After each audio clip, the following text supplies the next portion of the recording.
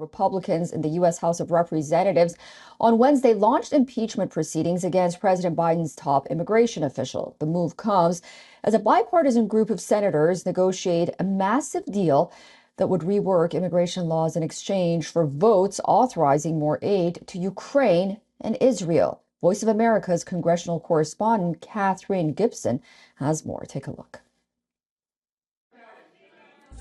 With an impeachment inquiry into U.S. President Joe Biden ongoing, House Republicans this week launched another impeachment inquiry into Department of Homeland Security Secretary Alejandro Mayorkas. Secretary Mayorkas has repeatedly lied to the American people and to the United States Congress.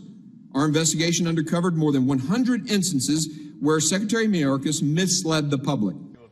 The rare effort to impeach an administration official drew condemnation from Democratic lawmakers who said Mayorkas cannot face removal from office for carrying out policies. This is not a legitimate impeachment.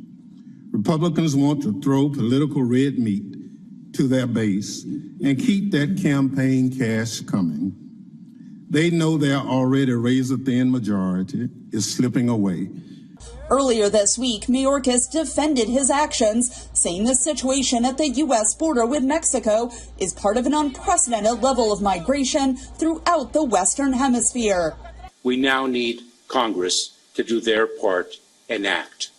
Our immigration system is outdated and broken and has been in need of reform for literally decades. A bipartisan group of Senate lawmakers have been negotiating for weeks to pass changes to the immigration system as part of the White House's national security supplemental request that includes $60 billion in aid to Ukraine. Senate Republicans say they will not authorize more aid until the United States can ensure its border security. Why is it that they cannot figure out how to secure the southern border? Now, Secretary Mayorkas will stand in front of you and tell you that the border is secure. We know it's not. Well, top Senate Republican Mitch McConnell has called the border situation a crisis. He has also urged lawmakers to keep working to address international security threats. Our nation is facing the most serious array of national security challenges since the fall of the Soviet Union, and the Senate's responsibility to address them remains unfilled. According to the Pentagon, the U.S. sent the final approved aid payment to Ukraine at the end of December.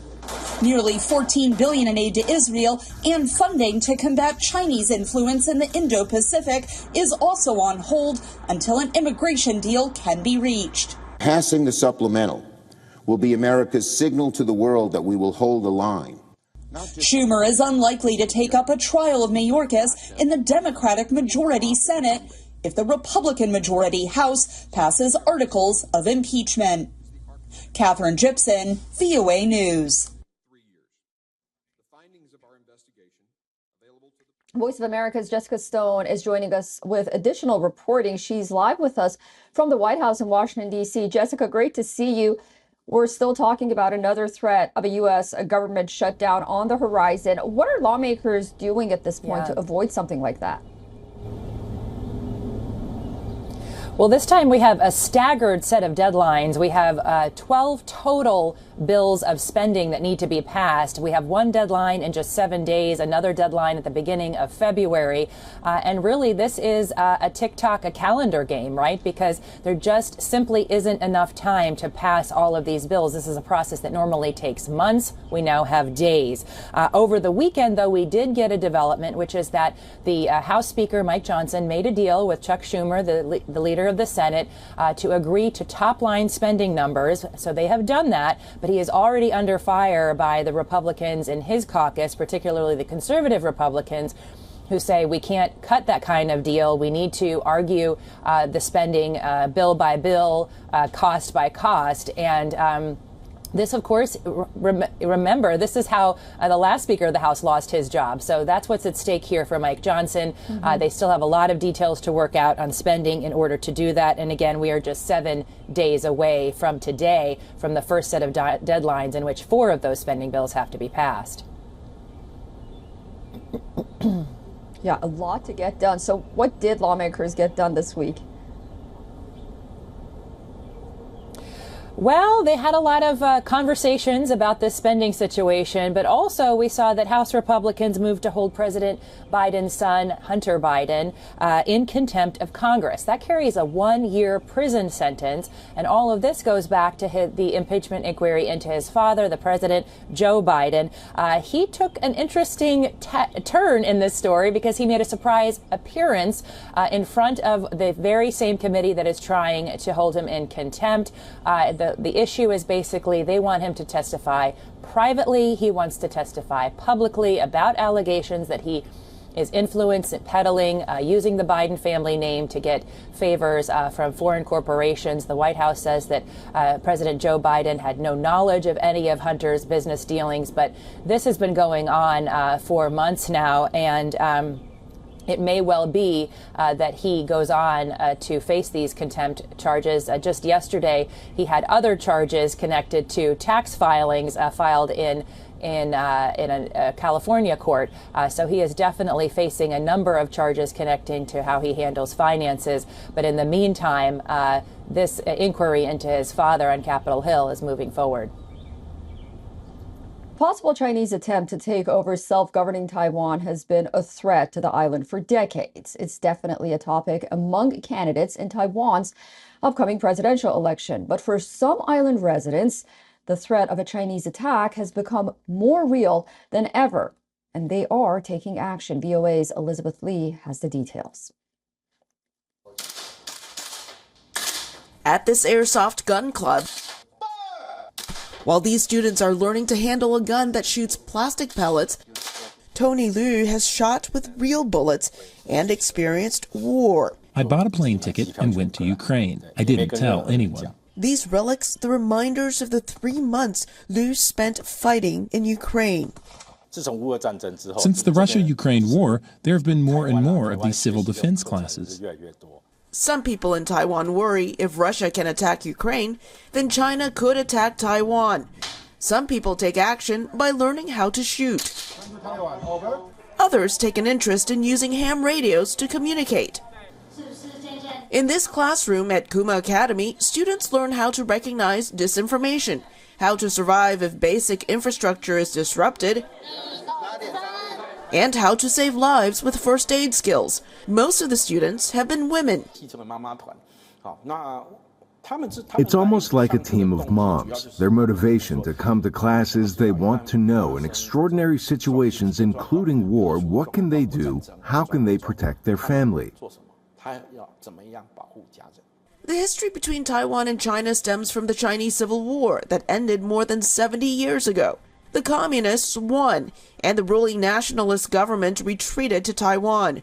Beijing considers Taiwan a part of China, even though Taiwan now has its own democratic government. China attacking the island has always been a possibility, but after so many years, apathy has set in for some people, according to Kuma Academy co-founder Marco Ho. Often there's a thinking something that did not happen yesterday also did not happen today. Then tomorrow, it also won't happen. This thinking is very dangerous. Many here say the China threat has changed ever since Chinese leader Xi Jinping came to power. He wants to be the one to set the international standards. Another reason to take note of the China threat? I think the biggest reason is technology. There's confusion in all the information. Because information is very confusing, you don't know if it's going to be a military assault or information warfare. Liu doubts that the people of Taiwan can protect the island. I'm not very optimistic. People need to strengthen their ability to defend Taiwan. Life has been too peaceful. Observers say whether China attacks does not depend on who is elected Taiwan's next president. Instead of trying to calculate the risk of war, Ho says, Taiwan's residents need to face the reality that war is possible and should prepare for it. Elizabeth Lee, VOA News, Taipei, Taiwan.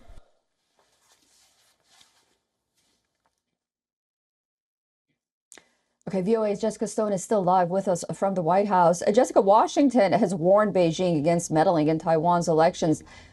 What can you tell us about that?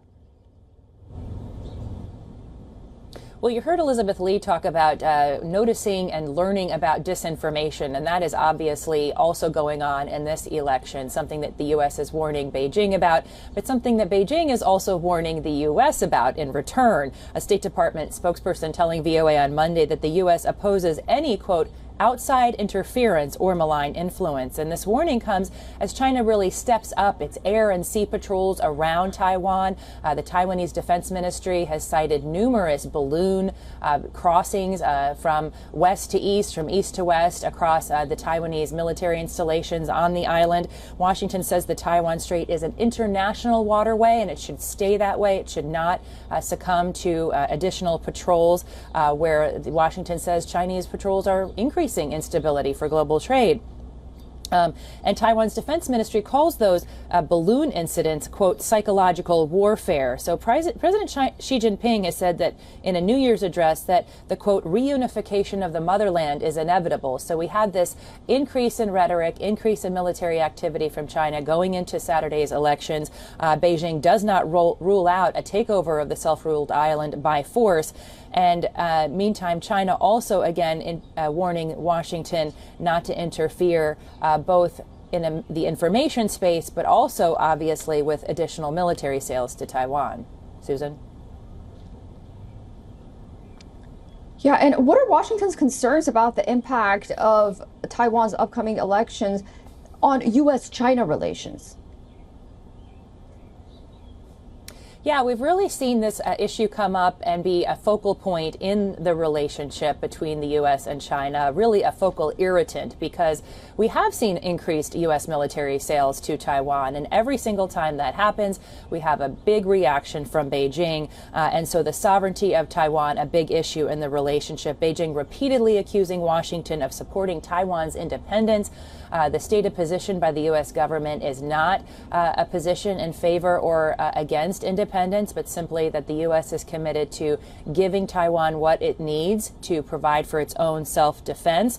Remember, just this week, we did have the latest in the rounds of U.S. and Chinese defense talks, a result of that November meeting between Xi Jinping and President Biden in San Francisco on the sidelines of the APEC conference.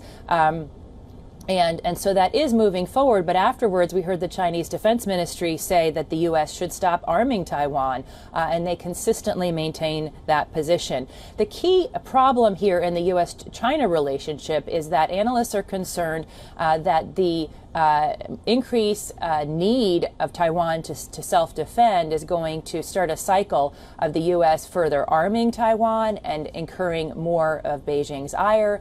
Beijing is then going to increase patrols, increase provocative actions, and we'll get into this slow bringing the U.S. and China at loggerheads militarily. So that's the key concern in the relationship vis-a-vis Taiwan. Susan? Great. Thank you so much for all of that. VOA's Jessica Stone joining us live from the White House. I'll speak to you soon. Thank you.